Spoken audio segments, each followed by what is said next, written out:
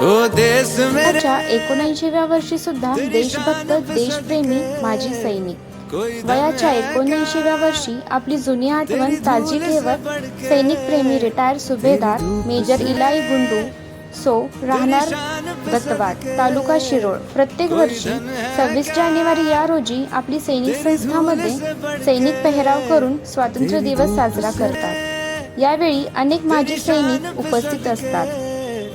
इलाई रिटायर सुभेदार मेजर 1963 साली सैन्यामध्ये भरती झाले।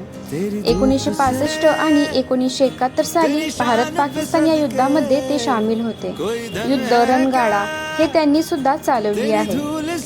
28 वर्षे त्यांनी सेवा बजावली। रिटायर झाल्यानंतर त्यांनी विश्रांती न घेता हार्डवेअर हा व्यवसाय चालू केला। आजही ते व्यवसाय करीत आहेत।